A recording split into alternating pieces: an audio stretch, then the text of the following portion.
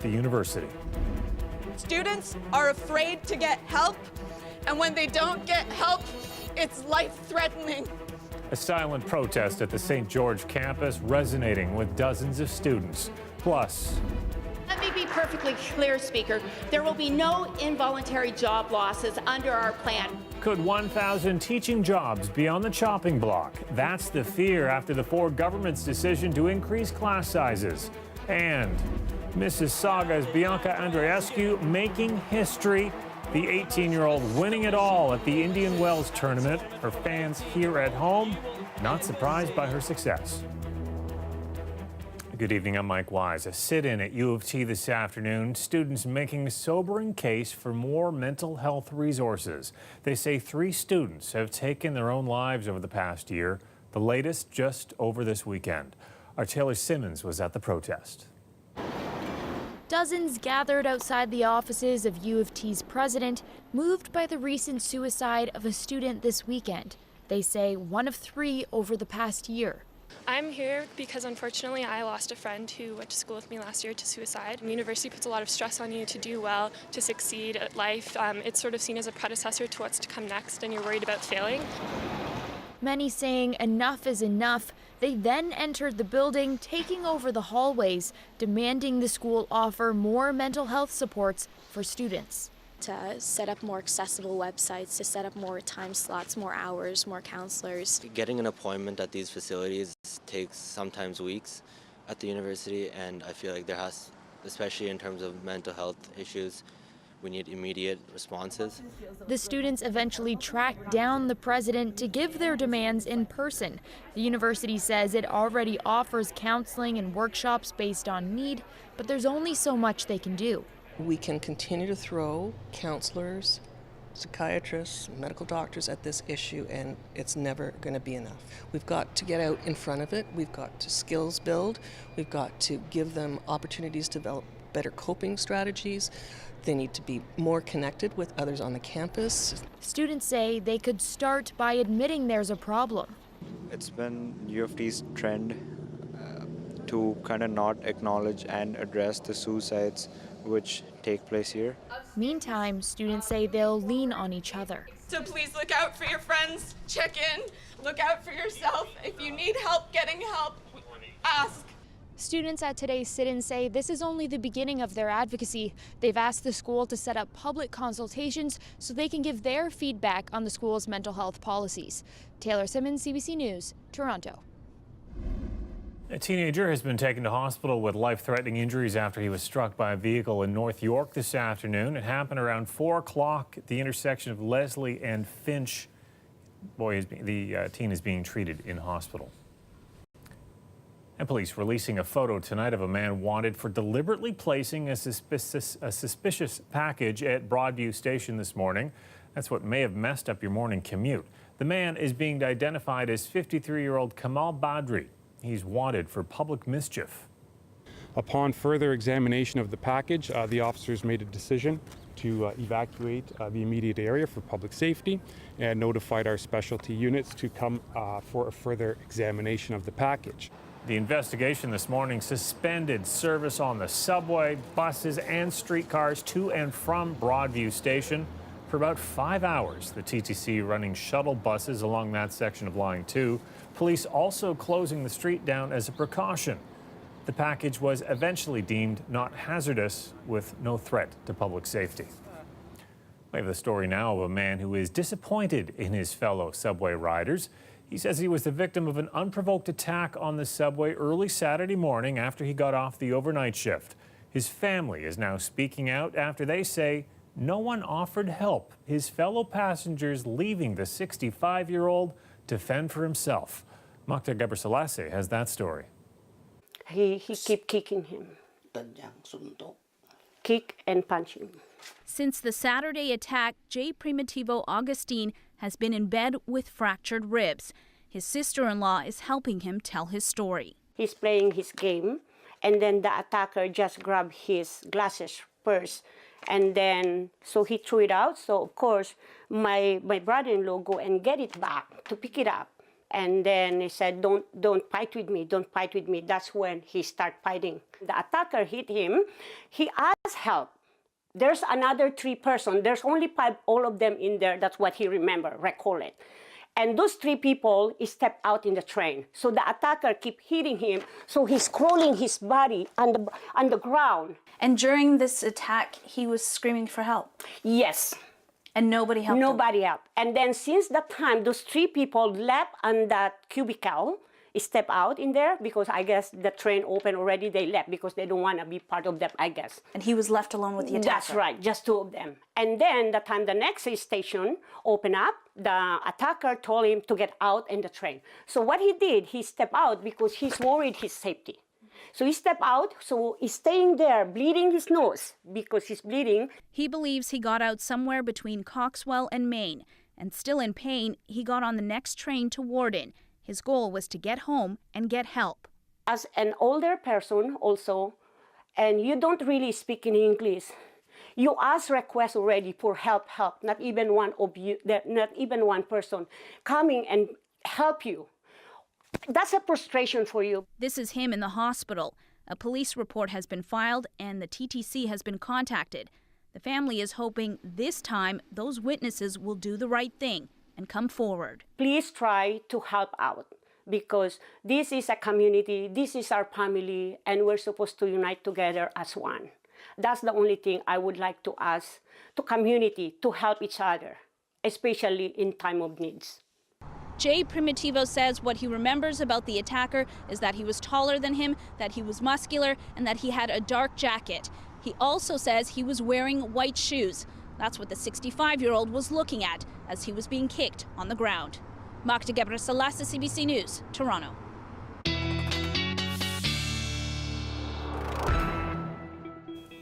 Colette Kennedy's here with her first look at the forecast. So some scattered flurries overnight, but nothing to worry about. Yeah, that's right. You'll wake up tomorrow. There may be a little bit of a white blanket, but very, very slim stuff.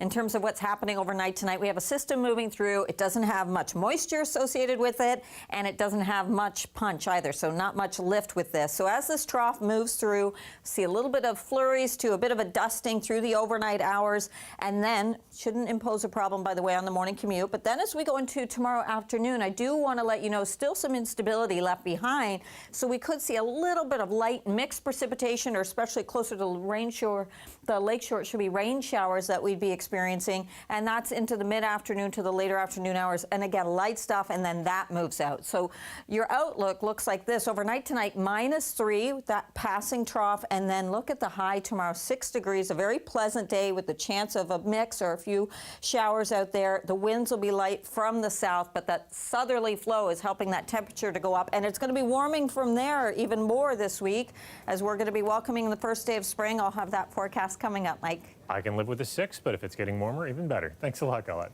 You're welcome. Well, there's growing concern tonight that hundreds of teachers are going to be losing their jobs as a result of the Ontario government's planned increase to class sizes. Lisa Shing has more from Queen's Park.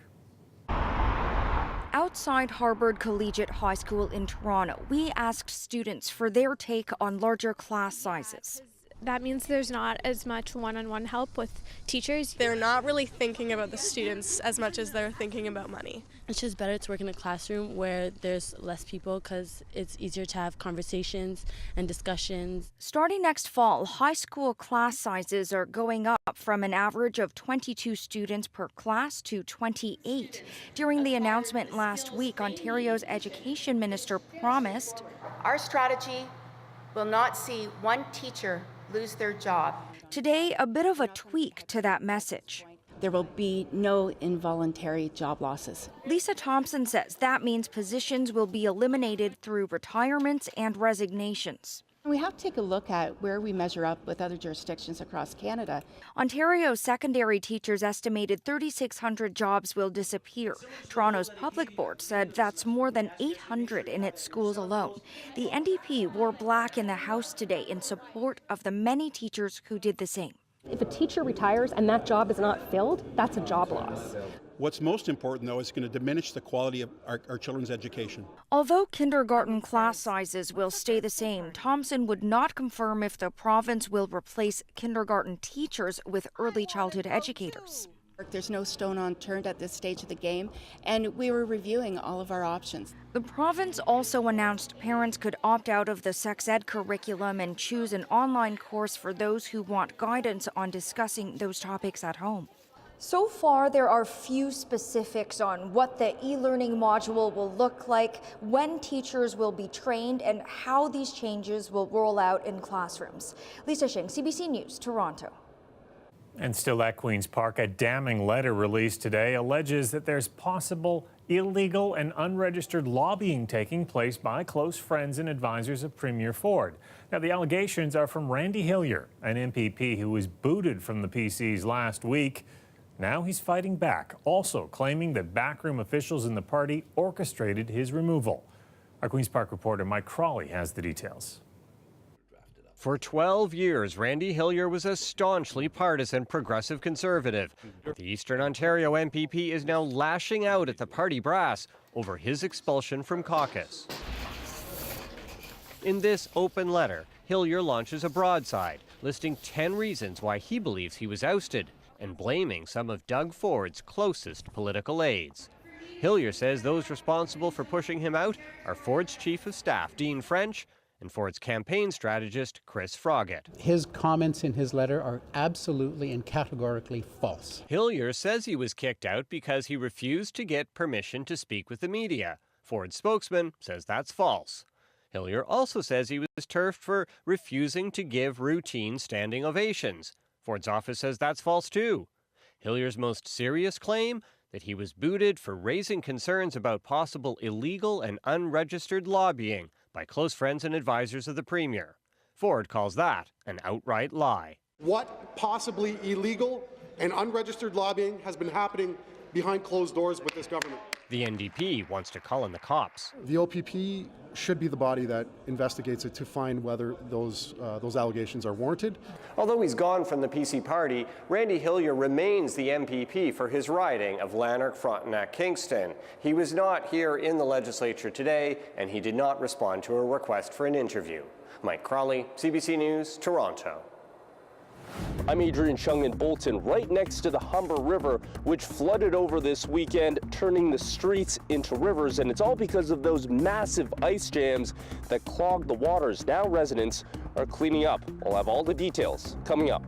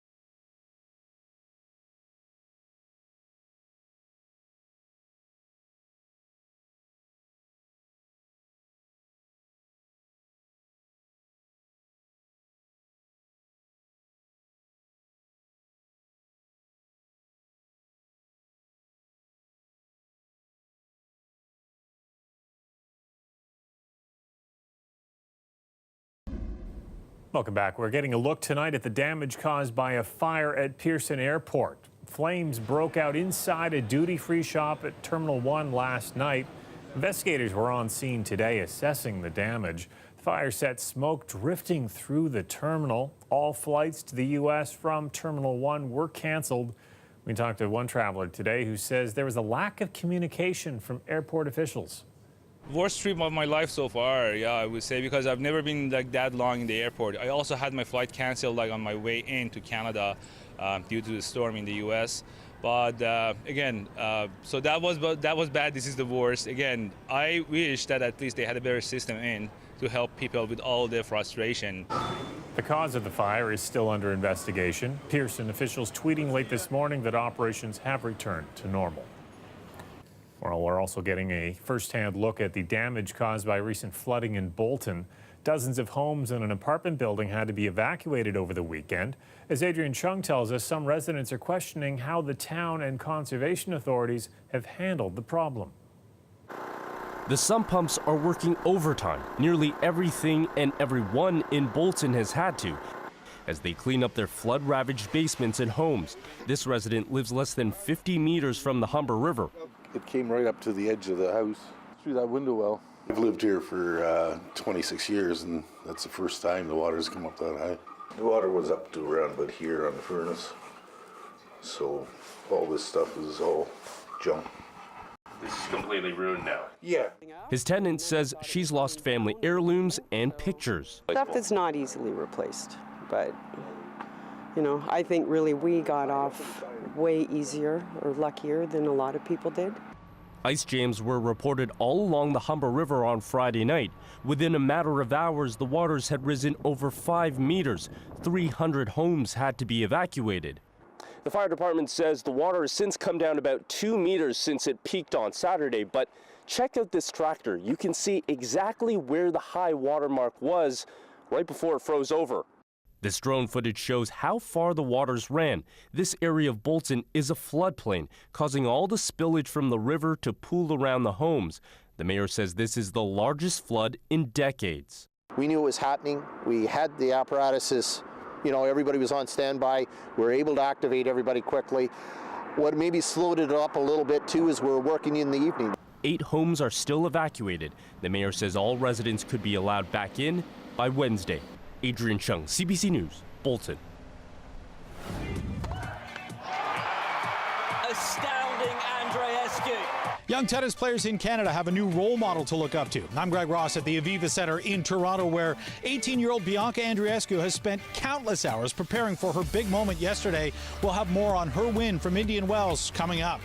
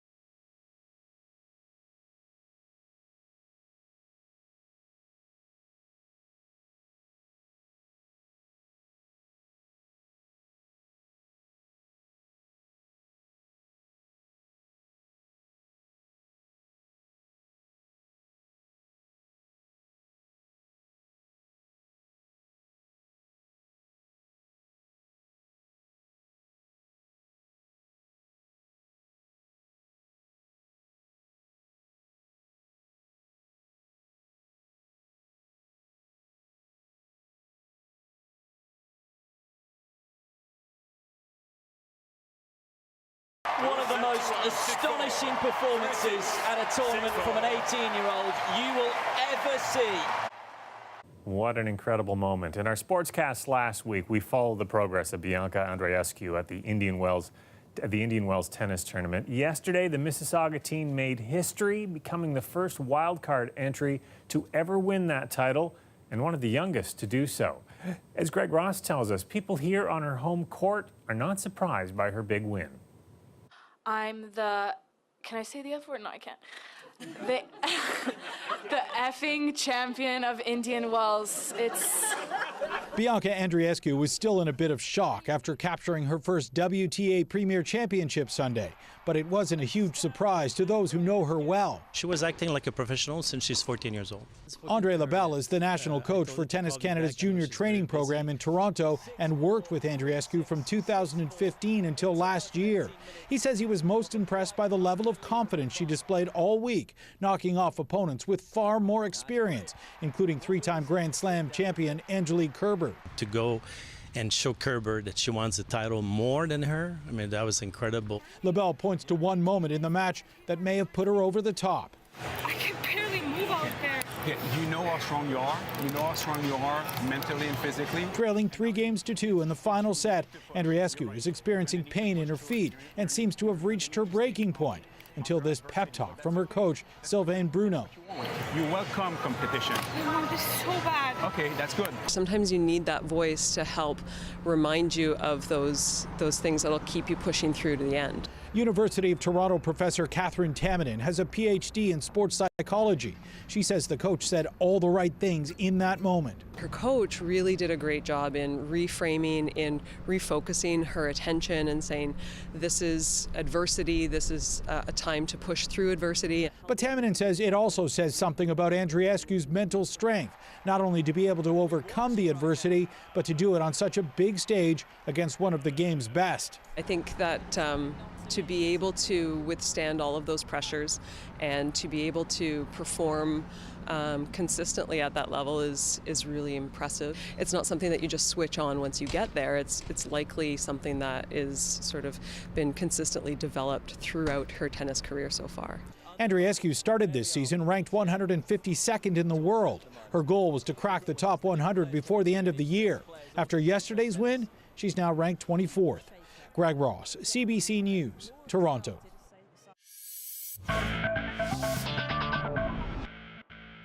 The playoff-bound Raptors hosting the cellar-dwelling Knicks tonight. Fred VanVleet in the second. He swings the ball to Kyle Lowry here. He nails a nice three-pointer. Raptors scoring a season-best 73 points at the half. Third quarter, Lowry with a bounce pass to VanVleet. He dishes it to Pascal Siakam, who goes in for the slam. But shortly after that, a scare for the Raptors right here. Mitchell Robinson falls on Lowry's legs.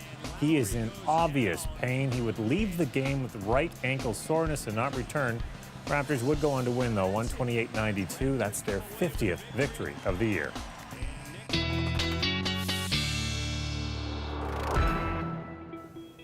Colette Kennedy's here with their extended forecast. People away last week are going to come back and say, what happened to all the snow and ice we had when we left?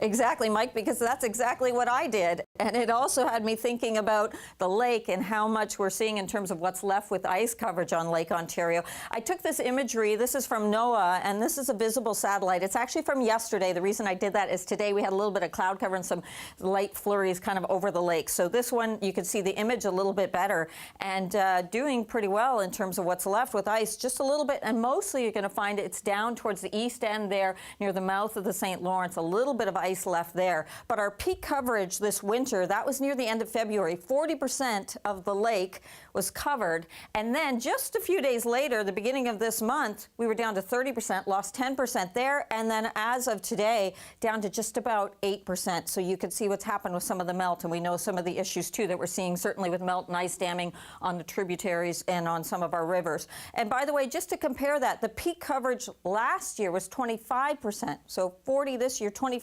last year. And by this date last year, we were already down to 3%. So it gives you a little bit of an idea of, we know the kind of winter we've had. It's been a little more extreme. Now, the outlook overnight tonight, I was mentioning earlier in the show, just a weak trough moving through, a little dusting to a trace of snow overnight tonight. Then tomorrow midday, we could see a little bit of a mix coming back at us. It should be pretty short-lived, however.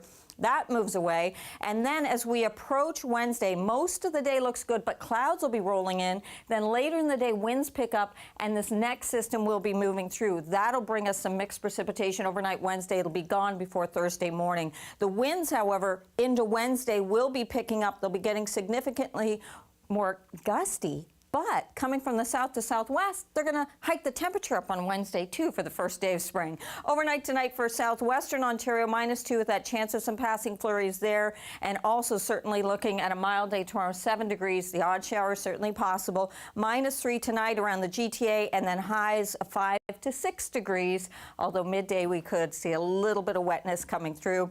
Look at these temperatures, though, as we go into Wednesday. There we go, 8 degrees, a little breezy. Again, these rain showers late day and getting into some mixed precip. Most of it should be gone by Thursday and right through the period. Even as we head towards the weekend, Mike, those temperatures getting milder. I love it. And holding on for the weekend, even better. Yes, that's right, exactly. Thank you, Colette. You're welcome.